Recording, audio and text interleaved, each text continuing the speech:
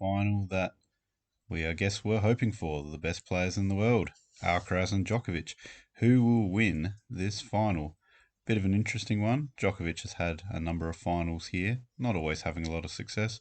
Alcaraz obviously not having been this far in this tournament before. But let's see how they started off. So, Djokovic earlier in the tournament had a walkover over Davidovich Fokina, having won the first set 6-4, then routed Gael Monfils, as he has done just about every time they've played, except for in the challenges, when they were both very young, that Monfils got the upper hand there. That's the only time he's ever been able to beat him, never at ATP level. I think it's 19 losses in a row there.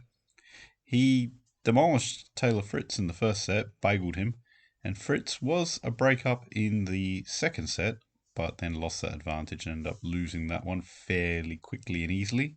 And Djokovic Zverev was competitive. Djokovic seemed to just do well enough to win that tiebreak first set, and then he was up a break very early in the second, and then lost that break, and then managed to get it obviously quite late to win the set 7-5. So he's in pretty excellent form. He's only been pushed to one tiebreak, and really, aside from Zverev, he pounded everybody else. If we look at Alcaraz, Alcaraz has had a much different story. He struggled a lot with Thompson, which I'll admit was a shock. And then he struggled even more with Tommy Paul, which, not that surprising. It seems to be a bit of a matchup issue for Alcaraz. This is not the sort of opponent that he wants to be up against. Then he had big struggles again against Max Purcell. And I've got to give Purcell a lot of credit here. I thought that he was just a doubles player and pretty ordinary player. And I had even said in an earlier video that Murray should quit if he had lost to him. But Purcell's actually got a little bit of something. He's got a lot of firepower on that forehand and obviously really great touch with the volley. Serve is pretty solid. I guess it's a different sensation serving just one-on-one instead of having somebody back you up at the net. But it's the same with his returns. He's normally returning against two people on the other side of the court. Yes, the court is a little bit bigger, but I'm wondering if one of the main things that stops a doubles player from ever being successful in singles is one, mobility, and two, firepower. And I feel that he's got a little bit of both. So maybe now that he's around top 50 and he'll get automatic entry into a lot of Masters and especially Grand Slams, maybe Purcell might spend a little bit more time focusing on singles where he could actually get a successful career and get a lot more money than in doubles. We'll have to see. He has already won a Grand Slam in doubles, so it's not like he hasn't, achieved a lot there already. Anyways, Alcaraz then had Hurkacz, who he was down match points at a point in the second set, managed to come back, win the tiebreaker, win in 3 again. This is all pointing in the one direction, realistically, that Alcaraz has lost so many sets here that it's going to be difficult for him to be able to overcome Djokovic. But a couple of key things. Djokovic did struggle against Zverev, and I still don't think Zverev is back to his best, even though he is, I think, number 8 in the race, so the amount of points he's got in the calendar year so far. So Zverev isn't at his best and Djokovic struggled. But in saying that, Alcaraz has been struggling against everybody.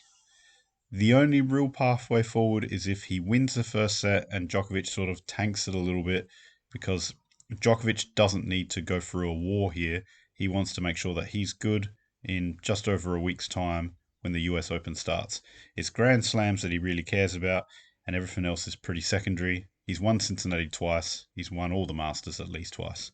So this is not something that's a real big focus for him. If Alcaraz is able to win this, he keeps that momentum going that he has, not only over Djokovic, but over everybody else.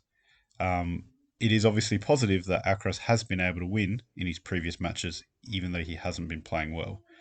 However, despite Alcaraz winning a number of 5-set matches in a row to win his US Open, I don't think that the luck will continue when it comes to him playing sometimes 3+ hour matches in consecutive days.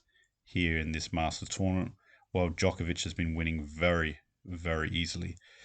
I thought to myself that if it was very competitive and like went for 3 sets, Djokovic and Zverev, maybe that could have fatigued Djokovic enough for him to not be able to get the better of Alcaraz. Though it is a day match, so slight advantage for Alcaraz there, but I'm thinking that it will probably be 2 tight sets where Djokovic wins. I think Alcaraz's best can definitely test Djokovic and have him in all sorts of trouble, but I just don't think that we're going to see Alcaraz's best tomorrow, given how much he has struggled against other people. Like I don't think this is a situation where a player that struggles against Purcell and Jordan Thompson can end up, really matching it with Novak Djokovic on American hard court, where he like everywhere else, he has had amazing results in the past. So yeah, my heart says Alcaraz, but head is saying Djokovic. It could well be a very different story come US Open. We'll have to look out for that one in a few weeks, perhaps. I'll have to see you next time. Let me know how you think it'll go in the comments.